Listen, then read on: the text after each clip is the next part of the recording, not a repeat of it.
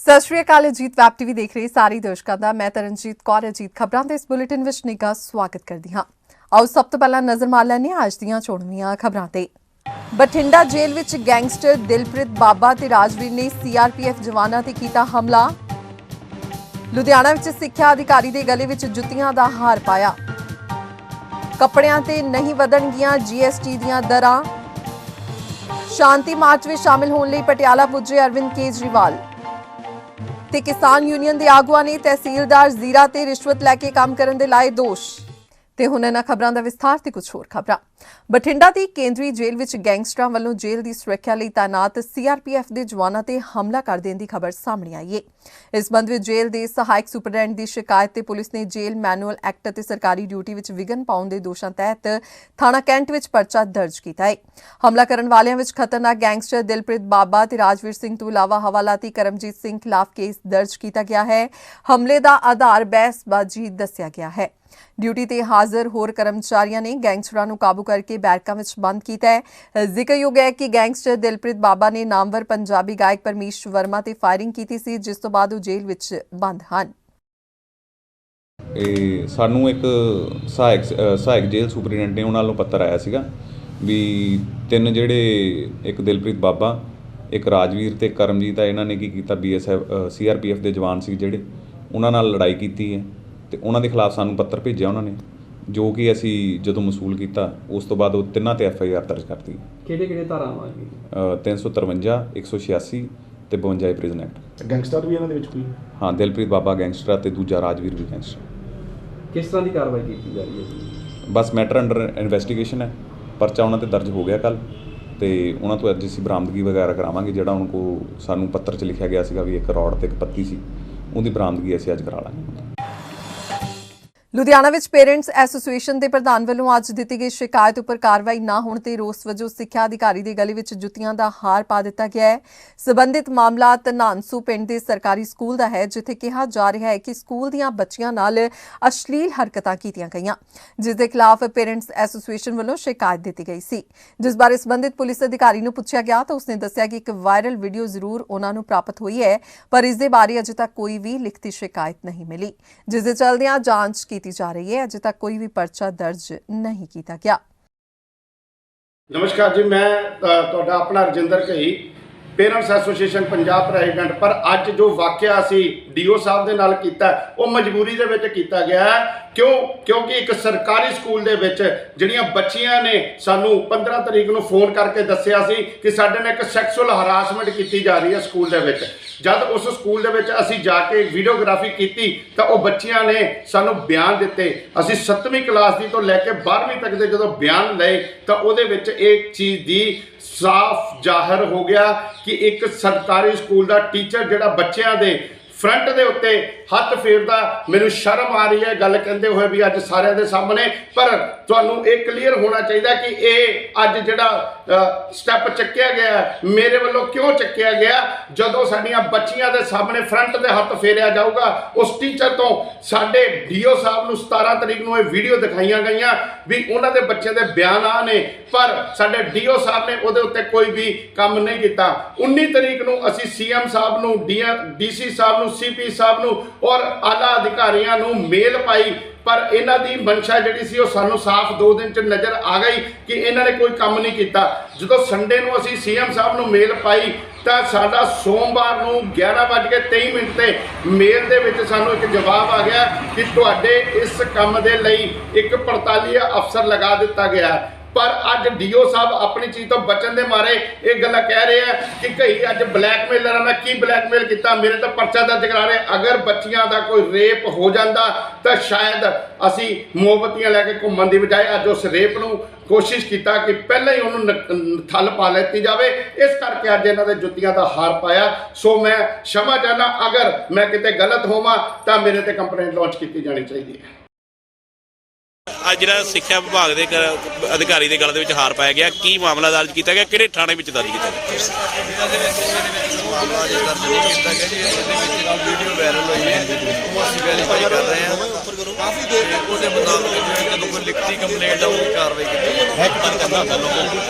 ਨਹੀਂ ਅਜੇ ਨਹੀਂ ਪਤਾ ਲੱਗਾ। ਇੰਨਾ ਪਤਾ ਲੱਗਾ ਲੇਕਿਨ DO ਨੇ ਹਾਂ ਤੂੰ ਵੀ ਉੱਪਰ ਲਿਖੀ ਨਾਮ ਸਰ ਹਜੇ ਕੰਪਲੇਂਟ ਜਿਹੜੀ ਨਹੀਂ ਦਿੱਤੀ ਗਈ ਕੋਈ ਵੀ ਕੰਪਲੇਂਟ ਅਜੇ ਨਹੀਂ ਆਈ ਸਾਡੇ ਕੋਲ ਕੋਈ। ਅੱਛਾ ਜੀ ਵੈਸੇ ਕੰਪਲੇਂਟ ਤੁਹਾਨੂੰ ਵੀਡੀਓ ਜਿਹੜੀ ਵੀਡੀਓ ਤੋਂ ਵੀ ਇੱਥੇ ਵੀਡੀਓ ਵਾਇਰਲ ਹੋਈ ਉਹ ਤੁਸੀਂ ਦੇਖੀ ਹੈ। ਅੱਛਾ ਉਹਦੇ ਆਧਾਰ ਦੇ ਉੱਤੇ ਤੁਸੀਂ ਹਜੇ ਜਿਹੜੀ ਜਾਂਚ ਕਰ ਰਹੇ ਹੋ। ਹਾਂਜੀ ਹਾਂਜੀ। ਵਿੱਤ ਮੰਤਰੀ ਨਿਰਮਲਾ ਸੀਤਾਰਮਨ ਦੀ ਅਗਵਾਈ ਵਾਲੀ ਜੀਐਸਟੀ ਕੌਂਸਲ ਨੇ ਅੱਜ ਕੱਪੜਿਆਂ ਤੇ ਜੀਐਸਟੀ ਦੀਆਂ ਦਰਾਂ ਵਧਾਉਣ ਦਾ ਫੈਸਲਾ ਵਾਪਸ ਲੈ ਲਿਆ ਹੈ। ਜੀਐਸਟੀ ਕੌਂਸਲ ਨੇ ਪਹਿਲਾਂ ਕੱਪੜਿਆਂ ਤੇ ਜੀਐਸਟੀ ਦੀਆਂ ਦਰਾਂ ਨੂੰ 5% ਤੋਂ ਵਧਾ ਕੇ 7% ਕਰਨ ਦਾ ਫੈਸਲਾ ਕੀਤਾ ਸੀ। ਕਈ ਰਾਜ ਤੇ ਟੈਕਸਟਾਈਲ ਯੂਨੀਅਨਾਂ ਇਸ ਫੈਸਲੇ ਨੂੰ ਵਾਪਸ ਲੈਣ ਦੀ ਮੰਗ ਕਰ ਰਹੀਆਂ ਸਨ। ਇਸ ਲਈ ਜੀਐਸਟੀ ਕੌਂਸਲ ਦੀ ਅੱਜ ਦੀ ਮੀਟਿੰਗ ਵਿੱਚ ਕੱਪੜਿਆਂ ਉੱਤੇ ਜੀਐਸਟੀ 5% ਤੋਂ ਵਧਾ ਕੇ 12% ਕਰਨ ਦੇ ਫੈਸਲੇ ਨੂੰ ਟਾਲਣ ਤੇ ਚਰਚਾ ਹੋਈ ਤੇ ਇਸ ਦਾ ਫੈਸਲਾ ਲਿਆ ਗਿਆ। आपके ध्यान में रहे कि जो जीएसटी बढ़ना था टेक्सटाइल के ऊपर उस डिसीजन को डेफर किया गया है। इसके केवल एक ही डिसीजन था, उसको डेफर किया गया है। बहुत सी स्टेट्स ने बाकी भी एजेंडे के साथ बातें कही हैं, लेकिन डिसीजन केवल एक ही विषय पे हुआ है। और फुटवेयर पे अभी कोई ऐसा कोई डिसीजन नहीं हुआ। अगली फरवरी अगली मीटिंग तक। हाँ, अगली फरवरी में अगली मीटिंग होगी। ਦਿੱਲੀ ਦੇ ਮੁੱਖ ਮੰਤਰੀ ਅਰਵਿੰਦ ਕੇਜਰੀਵਾਲ ਸ਼ਾਂਤੀ ਮਾਰਚ ਵਿੱਚ ਸ਼ਾਮਲ ਹੋਣ ਲਈ ਅੱਜ ਪਟਿਆਲਾ ਪਹੁੰਚੇ, ਜਿੱਥੇ ਲੋਕਾਂ ਦੀ ਕਾਫੀ ਭੀੜ ਵੇਖਣ ਨੂੰ ਮਿਲੀ। ਇਸ ਦੌਰਾਨ ਅਰਵਿੰਦ ਕੇਜਰੀਵਾਲ ਨੇ ਕਿਹਾ ਕਿ ਪੰਜਾਬ ਇੱਕ ਹੈ ਅਤੇ ਕੋਈ ਵੀ ਤਾਕਤ ਇਹਨਾਂ ਦੀ ਭਾਈਚਾਰਕ ਸਾਂਝ ਨੂੰ ਤੋੜ ਨਹੀਂ ਸਕਦੀ। ਇਸ ਵਾਰ ਫਿਰ ਕੇਜਰੀਵਾਲ ਨੇ ਪੰਜਾਬ ਵਿੱਚ ਸਿਆਸੀ ਤੌਰ ਤੇ ਪ੍ਰੇਰਿਤ ਅਤੇ ਵਾਰ-ਵਾਰ ਲੋਕਾਂ ਦੀਆਂ ਭਾਵਨਾਵਾਂ ਨੂੰ ਠੇਸ ਪਹੁੰਚਾਉਣ ਦੀਆਂ ਘਟਨਾਵਾਂ ਤੇ ਦੁੱਖ ਦਾ ਪ੍ਰਗਟਾਵਾ ਕਰਦਿਆਂ ਕਿਹਾ ਕਿ ਸ਼੍ਰੀ ਹਰਿਮੰਦਰ ਸਾਹਿਬ ਦੀ ਬੇਅਦਬੀ ਅਤੇ ਲੁਧਿਆਣਾ ਅਦਾਲਤ ਵਿੱਚ ਹੋਏ ਬੰਬ ਧਮਾਕੇ ਦੀ ਘਟਨਾ ਵੀ ਕੁਝ ਸਮਾਜ ਵਿਰੋਧੀ ਕਾਰਵਾਈਆਂ ਦਾ ਨਤੀਜਾ ਸੀ। ਇਹ ਘਟਨਾਵਾਂ ਸਾਬਤ ਕਰਦੀਆਂ ਹਨ ਕਿ ਕੁਝ ਸਿਆਸਤ ਤੋਂ ਪ੍ਰੇਰਿਤ ਲੋਕ ਵਿਰੋਧੀ ਤਾਕਤਾਂ ਦੀ ਮਨਸ਼ਾ ਪੰਜਾਬ ਦੇ ਸ਼ਾਂਤਮਈ ਮਾਹੌਲ ਅਤੇ ਭਾਈਚਾਰਕ ਸਾਂਝ ਨੂੰ ਵਿਗਾੜਨਾ ਹੈ। आज हम सब लोग पंजाब की शांति के लिए, भाईचारे के लिए, पंजाब के लोगों के खुशहाली के लिए शांति मार्च निकाल रहे हैं। उसके पहले हम यहाँ पे गुरुद्वारे में, काली मंदिर में मत्था टेक के और आशीर्वाद लेंगे और पंजाब की शांति के लिए कामना करेंगे। चुनाव आने वाले हैं तो कुछ ताकतें जो पंजाब के दुश्मन हैं वो नहीं चाहते, वो फिर से गड़बड़ करनी शुरू कर दिया उन लोगों ने। जिस तरह से श्री दरबार साहब जी में बेअदबी की कोशिश की गई, जिस तरह से लुधियाना में बम ब्लास्ट हुआ, तो कुछ लोग पंजाब का माहौल ख़राब करना चाहते हैं। लेकिन पंजाब के 3 करोड़ पंजाबी माहौल ख़राब नहीं होने देंगे। सबसे बड़ी ताकत आज पंजाब के आम लोग हैं, 3 करोड़ पंजाबी हैं और हम सब मिलके आज सभी धर्मों के लोग होंगे, हिंदू, मुस्लिम, सिख, ईसाई, सारे मिलके शांति मार्च। ਕਿਸਾਨ ਯੂਨੀਅਨ ਦੇ ਆਗੂਆਂ ਨੇ ਤਹਿਸੀਲਦਾਰ ਜ਼ੀਰਾ ਤੇ ਰਿਸ਼ਵਤ ਲੈ ਕੇ ਕੰਮ ਕਰਨ ਦੇ ਦੋਸ਼ ਲਗਾਏ ਹਨ। ਕਿਸਾਨ ਆਗੂਆਂ ਨੇ ਇਹਨਾਂ ਦੋਸ਼ ਤਹਿਤ ਤਹਿਸੀਲ ਕੰਪਲੈਕਸ ਵਿੱਚ ਤਹਿਸੀਲਦਾਰ ਖਿਲਾਫ ਧਰਨਾ ਵੀ ਦਿੱਤਾ। ਇਹੀ ਨਹੀਂ, ਲੋਕਾਂ ਵੱਲੋਂ ਕੰਮ ਕਰਵਾਉਣ ਲਈ ਰਿਸ਼ਵਤ ਵਜੋਂ ਦਿੱਤੇ 37,000 ਰੁਪਏ ਕਿਸਾਨ ਆਗੂਆਂ ਨੇ ਵਾਪਸ ਵੀ ਕਰਵਾਏ। ਇਸ ਸੰਬੰਧੀ ਭਾਰਤੀ ਕਿਸਾਨ ਯੂਨੀਅਨ ਲੱਖੋਵਾਲ ਦੇ ਆਗੂਆਂ ਨੇ ਦੱਸਿਆ ਕਿ ਤਹਿਸੀਲਦਾਰ ਜ਼ੀਰਾ ਹੇਠਲੇ ਮੁਲਾਜ਼ਮਾਂ ਤੇ ਅਰਜ਼ੀ ਨਵੀਸਾਂ ਰਾਹੀਂ ਕੰਮ ਕਰਨ ਲਈ ਰਿਸ਼ਵਤ ਲੈਂਦੇ ਹਨ ਅਤੇ ਜੇਕਰ ਕੋਈ ਰਿਸ਼ਵਤ ਨਹੀਂ ਦਿੰਦਾ ਤਾਂ ਉਸ ਦਾ ਕੰਮ ਨਹੀਂ ਕੀਤਾ ਜਾਂਦਾ। ਮਸਲਾ ਵੱਧਦਾ ਦੇਖ ਐਸਡੀਐਮ ਜ਼ੀਰਾ ਸੂਬਾ ਸਿੰਘ ਨੇ ਕਿਸਾਨਾਂ ਕੋਲ ਪਹੁੰਚ ਗੱਲਬਾਤ ਕੀਤੀ ਅਤੇ ਕਿਸਾਨਾਂ ਨੂੰ ਸਬੂਤ ਦੇਣ ਤੇ ਕਾਰਵਾਈ ਅਮਲ ਵਿੱਚ ਲਿਆਉਣ ਦਾ ਭਰੋਸਾ ਦਿਵਾਇਆ। ਸਾਡੀ ਜਥੇਬੰਦੀ ਨੇ ਇਹ ਜਿਹੜਾ ਵੱਡਾ ਗੋਰਖ ਧੰਦਾ ਚੱਲਦਾ ਸੀ ਜੀਰੇ ਤਹਿਸੀਲ ਦੇ ਵਿੱਚ ਪੈਸਿਆਂ ਦਾ ਲੈਣ ਦੇਣ ਜਿਹੜਾ ਤਹਿਸੀਲਦਾਰ ਕਰਦੇ ਸੀ ਵਸੀਕਾਂ ਨਵੀਸਾਂ ਦੇ ਰਾਹੀਂ, ਉਹ ਅਸੀਂ ਬਹੁਤ ਵੱਡਾ ਸਕੈਂਡਲ ਜਿਹੜਾ ਫੜਿਆ ਸੀ ਕੱਲ, ਉਹਦੇ ਸਬੰਧ ਦੇ ਵਿੱਚ ਅਸੀਂ ਅੱਜ ਧਰਨਾ ਦਿੱਤਾ। ਸਾਨੂੰ ਐਸਡੀਐਮ ਸਾਹਿਬ ਇੱਥੇ ਆ ਕੇ ਵਿਸ਼ਵਾਸ ਦਿਵਾਏ ਗਏ ਆ ਵੀ ਸਾਨੂੰ ਕੋਈ ਪ੍ਰੂਫ ਦਿਓ ਤੇ ਅਸੀਂ ਇਹਨਾਂ ਅਫਸਰਾਂ ਨੂੰ ਟੰਗਾਂਗੇ। ਮੈਂ ਤਾਂ ਬੇਨਤੀ ਕਰਦਾ ਸਰਕਾਰ ਕੋਲੋਂ, ਚੰਨੀ ਸਾਹਿਬ ਵੱਡੀ ਰਿਸ਼ਵਤ ਜਿਹੜੀ ਆ ਇਹ ਤਹਿਸੀਲਦਾਰ ਜਿਹੜੇ ਲੈਂਦੇ, ਮੈਂ ਤੁਹਾਨੂੰ ਆਪਦੀ ਗੱਲ ਦੱਸਦਾ। ਮੈਂ ਇੱਕ ਦਿਨ ਵੱਡੇ ਤਹਿਸੀਲਦਾਰ ਗੁਰਮੀਤ ਸਿੰਘ ਕੋਲੇ ਕੋਈ ਇੰਤਕਾਲ ਦਾ ਵਿਰਾਸਤ ਦਾ ਇੰਤਕਾਲ ਲੈ ਗਿਆ ਤੇ ਮੈਨੂੰ ਅੱਗੋਂ ਉਹਦਾ ਜਵਾਬ ਸੀ, ਮੈਨੂੰ ਕਹਿੰਦਾ ਜੀ ਪ੍ਰਧਾਨ ਜੀ ਮੈਂ ਤਾਂ ਇਹਨਾਂ ਨੂੰ ਟਾਈਮ ਨਹੀਂ ਦਿੱਤਾ। ਮੈਂ ਕਿਹਾ ਸਰ ਸਾਰੇ ਗਵਾਹ ਇਹ ਬੈਠੇ ਆ, ਲਿਖਾਰੀ ਆਇਆ ਬੈਠਾ ਨਾਲ ਸਾਰੀ ਪਾਰਟੀ, ਤੁਸੀਂ ਦੱਸੋ ਕਰਨੇ ਦਾ ਸਾਈਨ। ਇਸ ਕਰਕੇ ਫਿਰ ਉਹਨੇ ਪਟਵਾਰੀ ਨੂੰ ਝਿੜਕਿਆ ਵੀ ਤੂੰ ਇਹਨਾਂ ਨੂੰ ਕਿਉਂ ਸੱਦਿਆ। ਮੋਟੀਆਂ ਰਕਮਾਂ ਲੈਂਦੇ ਜੀ, 15,000 ਰੁਪਈਆ ਜਿਹੜਾ ਵਿਆਹ ਰਜਿਸਟਰ ਕਰਨ ਦਾ ਲੈਂਦੇ ਆ। ਮਾੜੀ ਮੋਟੀ ਤਰੁੱਟੀ ਲੱਭ ਗਏ ਰਜਿਸਟਰੀਆਂ ਦੇ ਵਿੱਚ ਤੇ ਮੋਟੀਆਂ ਰਕਮਾਂ ਲੈਂਦੇ। ਇਹਨਾਂ ਨੇ ਰੋਜ਼ ਦਾ ਵਿਹਾਰ ਬਣਾ ਲਿਆ। ਇਹ ਸ਼ਾਮ ਨੂੰ ਜਿੰਨਾ ਲੇਟ ਹੁੰਦੇ ਆ ਆਪਦੇ ਦਫ਼ਤਰਾਂ 'ਚ ਬਹਿਦੇ ਜਾਂ ਕਿਤੇ ਪਾਸੇ ਜਾ ਕੇ ਬਹਿ ਜਾਂਦੇ ਆ। ਜਿੰਨੀ ਲੇਟ ਹੋਣਗੇ ਉਨੇ ਹੀ ਪੈਸੇ ਜ਼ਿਆਦੇ ਰਾਤ ਪਾਉਂਦੇ ਆ। ਰਾਤ ਪਾ ਕੇ ਲੋਕਾਂ 'ਚ ਘਬਰਾਹਟ ਆ ਜਾਂਦੀ ਵੀ ਖਰੇ ਸਾਡੀ ਨਹੀਂ ਹੋਣੀ। ਪੈਸੇ ਲੋਕਾਂ ਕੋਲ ਹੁੰਦੇ, ਧੀਆਂ ਭੈਣਾਂ ਲੋਕਾਂ ਦੀ ਤਹਿਸੀਲ 'ਚ ਰੁਲਦੀਆਂ ਫਿਰਦੀਆਂ। ਇਸ ਕਰਕੇ ਬੜਾ ਵੱਡਾ ਸਕੈਂਡਲ ਜਿਹੜਾ ਸਾਡੀ ਜਥੇਬੰਦੀ ਨੇ ਇਹਨੂੰ ਬਾਹਰ ਲਿਆਂਦਾ, ਉਜਾਗਰ ਕੀਤਾ।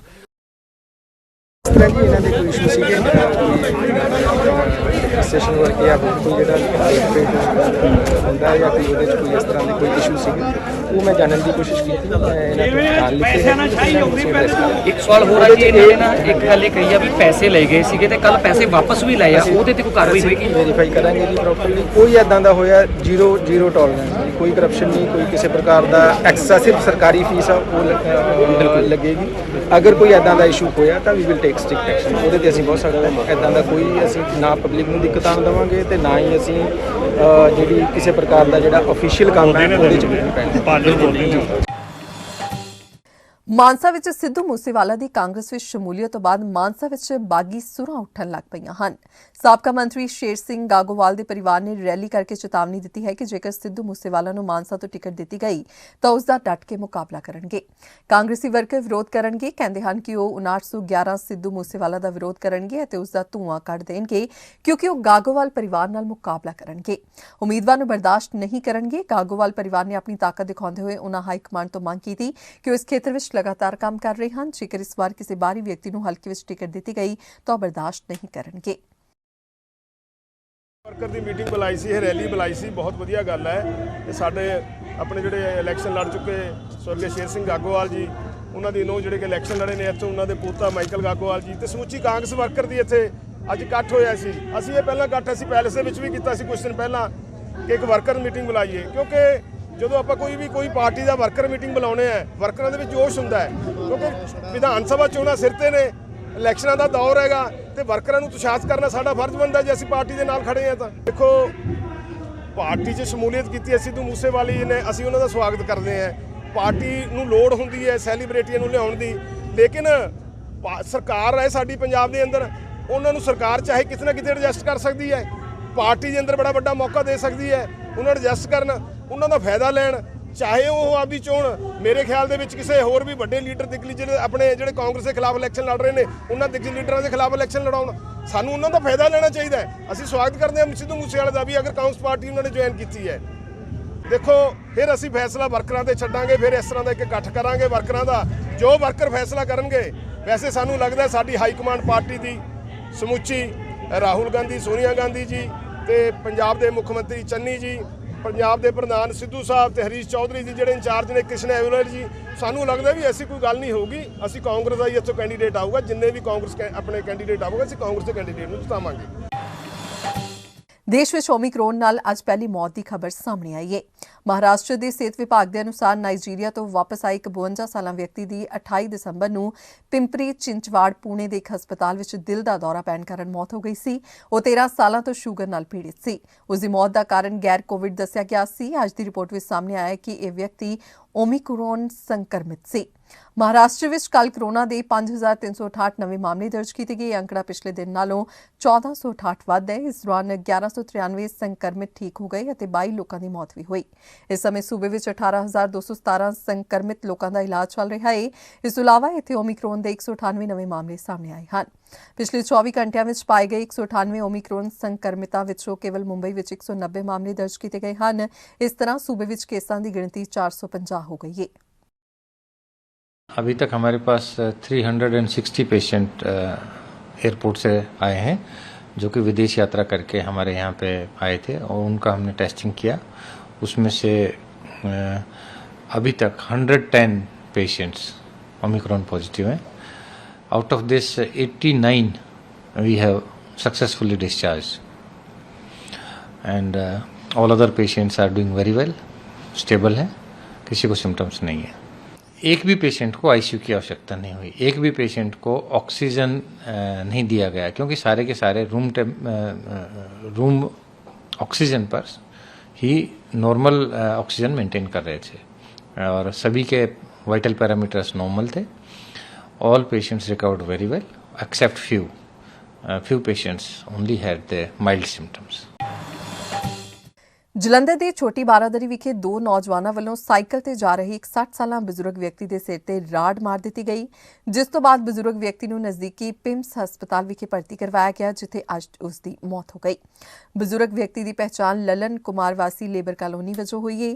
ਜਾਣਕਾਰੀ ਦਿੰਦੇ ਹੋਏ ਪੀੜਤ ਦੇ ਬੇਟੇ ਦੀਪਕ ਨੇ ਦੱਸਿਆ ਕਿ ਉਹਨਾਂ ਦਾ ਆਪਣੇ ਗੁਆਂਢ ਵਿੱਚ ਮਾਮੂਲੀ ਗੱਲ ਨੂੰ ਲੈ ਕੇ ਵਿਵਾਦ ਹੋਇਆ ਸੀ, ਜਿਸ ਤੋਂ ਬਾਅਦ ਗੱਲ ਬਿਲਕੁਲ ਹੀ ਖਤਮ ਹੋ ਗਈ ਸੀ, ਪਰ ਬੀਤੀ ਰਾਤ ਉਹਨਾਂ ਵੱਲੋਂ ਫਿਰ ਹਮਲਾ ਕਰ ਦਿੱਤਾ ਗਿਆ। ਪੁਲਿਸ ਮਾਮਲੇ ਦੀ ਜਾਂਚ ਕਰ ਰਹੀ ਹੈ। एक रात जो लेट नाइट एक थाना डिवीजन नंबर 7 ਦੇ ਵਿੱਚ ਲਲਨ ਕੁਮਾਰ ਨਾਮ ਹੈ ਜੋ ਵਿਅਕਤੀ 60 ਸਾਲ ਦਾ ਸੀ ਤੇ ਲੇਬਰ ਕਾਲੋਨੀ ਦੇ ਵਿੱਚ ਰਹਿੰਦਾ ਸੀ। ਉਹਦਾ ਆਪਸ 'ਚ ਦੋ ਵਿਅਕਤੀਆਂ ਨਾਲ ਜਿਹੜਾ ਲੜਾਈ ਝਗੜੇ 'ਚੋਂ ਇੰਜਰਡ ਹੋਇਆ ਸੀ। ਉਹਦੇ ਵਿੱਚ ਅਸੀਂ ਜਿਹੜਾ ਰਾਤ 186 ਨੰਬਰ ਮੁਕੱਦਮਾ ਥਾਣਾ 7 ਦੇ ਵਿੱਚ 307 ਦਾ ਦਰਜ ਕੀਤਾ ਸੀ, ਬਟ ਉਹਦੇ ਵਿੱਚ ਸਾਨੂੰ ਹੁਣ ਪਤਾ ਲੱਗਿਆ ਵੀ ਜੇਰੇ ਇਲਾਜ ਜਿਹੜਾ ਉਹ ਬੰਦਾ ਸੀ ਉਹਦੀ ਡੈਥ ਹੋਈ ਹੈ।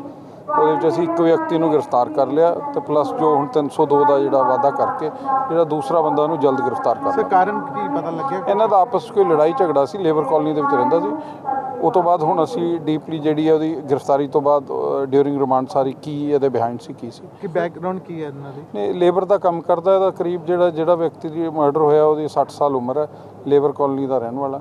ਤੇ ਇਹਨਾਂ ਦਾ ਆਪਸ 'ਚ ਜਿਹੜਾ ਝਗੜਾ ਹੀ ਹੋਇਆ ਉਹ ਦੋਨਾਂ ਬੰਦਿਆਂ ਦੇ ਬਾਈ ਨੇਮ ਮੁਕੱਦਮਾ ਦਰਜ ਹੈ, ਜਿਸ 'ਚੋਂ ਇੱਕ ਬੰਦੇ ਨੂੰ ਗ੍ਰਿਫਤਾਰ ਕਰ ਲਿਆ। ਇਹ ਕਿਹੜੀ ਜਗ੍ਹਾ ਤੇ ਝਗੜਾ ਹੋਇਆ? ਤੇ ਝਗੜਾ ਇਹ ਲੇਬਰ ਕਾਲੋਨੀ ਦੇ ਵਿੱਚ ਹੀ ਜਿੱਥੇ ਰਹਿੰਦਾ ਸੀ ਉੱਥੇ ਹੀ ਝਗੜਾ ਹੋਇਆ। ਥਾਣਾ 7 ਨੰਬਰ ਡਿਵੀਜ਼ਨ 'ਚ ਮੁਕੱਦਮਾ ਦਰਜ।